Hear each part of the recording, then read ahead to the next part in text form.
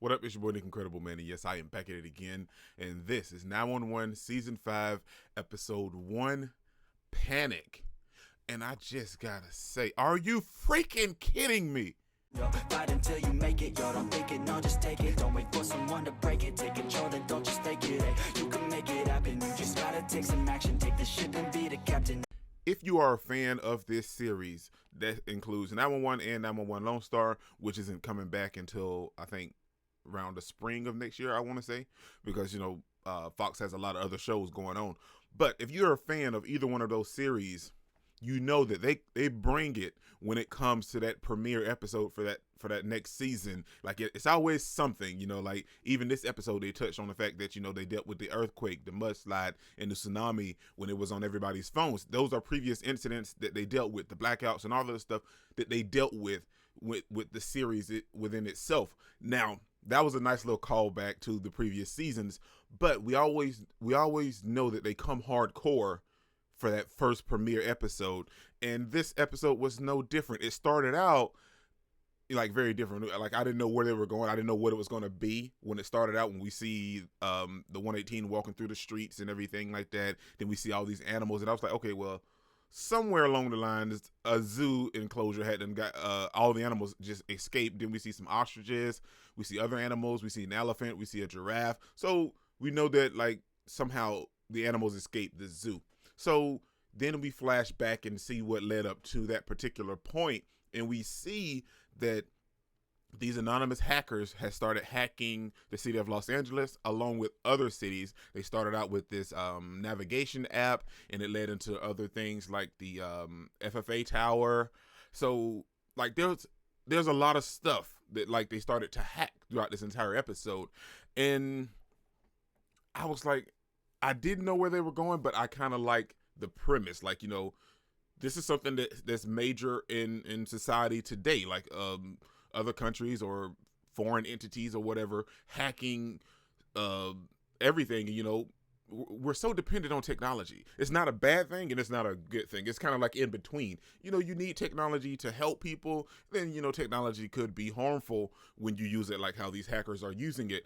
And that's what I really enjoyed about this episode. It was a clear-cut message that they were trying to get through, and we saw that when they were sitting down having dinner at the table at Athena's house, and like they were discussing it with everything, with his wife and everything. Like she really kind of dove into it because she's an engineer, and she kind of broke it down a little bit for everybody so they can kind of get a general understanding.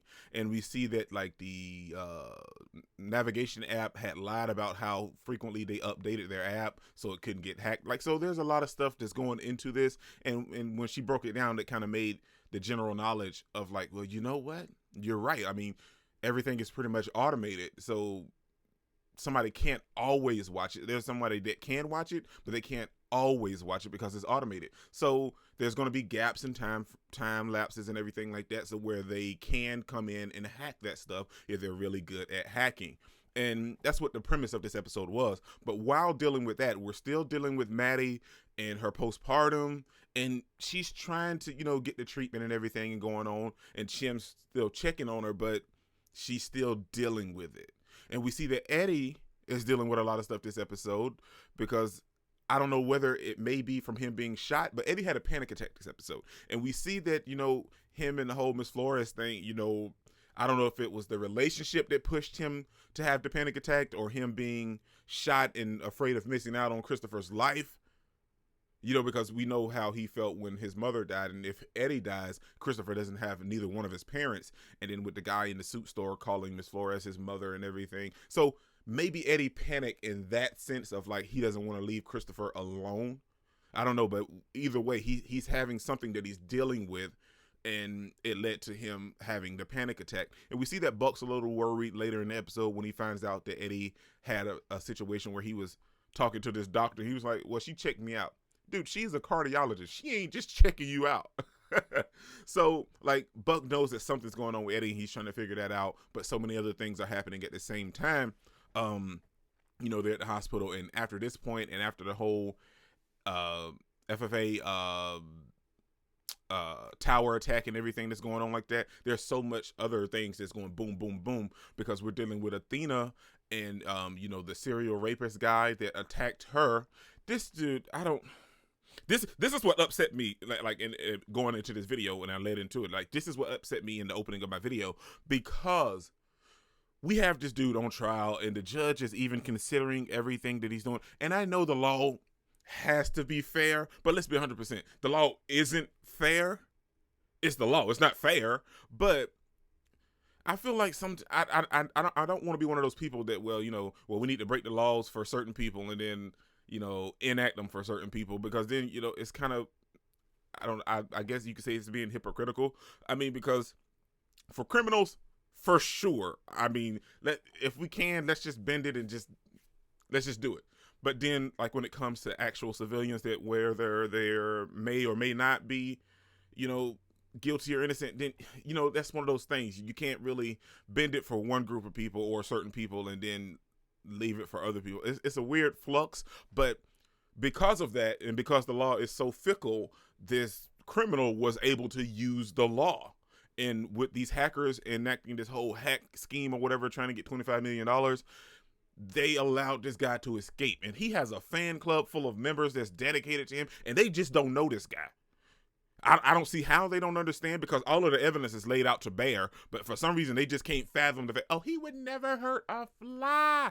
So you telling me all these people just made this up? He didn't even hide the fact that he was the one that was doing it. Like, they saw his face and everything. He didn't even care. And when he attacked Athena, like, he mollywopped this lady. But just talking about it, it upsets me so bad.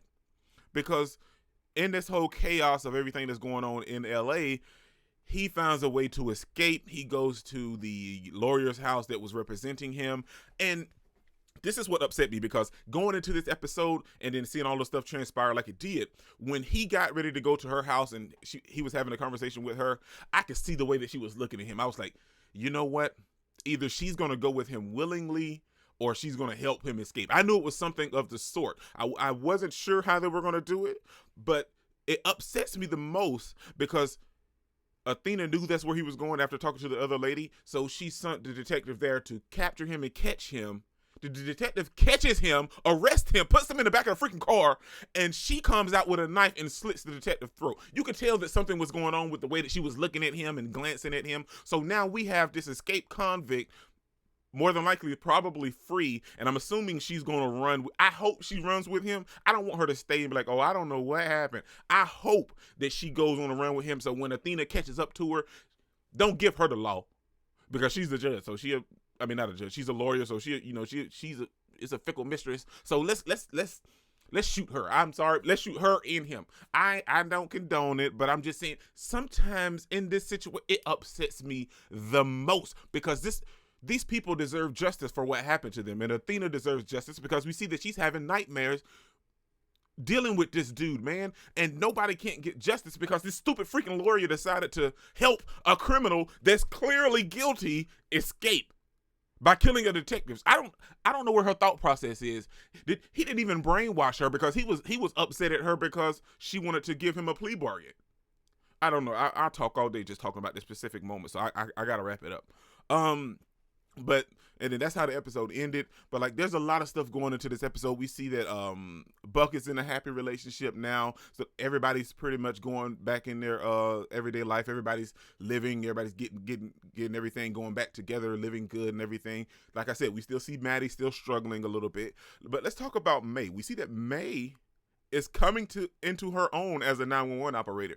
Now, I like the fact that we're getting to see May enact as a 911 operator and really step forward with that, because we know that Josh is pretty much in control now, but we see that May stepping into her own because we can't see Maddie at the 911 call center because she's going through her whole postpartum thing. So May is our in to the 911 call center in that world. So I like that, because we see that May is actually diving into it and she's helping people along the way, and it's not just a job to her anymore. It's her career. She's really invested in it, and she's actually helping people along the way, because without May, that lady wouldn't have had the courage to actually try to get out or survive when she fell over into the river or whatever. So that was a nice little moment for May to shine and really lift up and be a part of the series and not just be Athena's daughter anymore.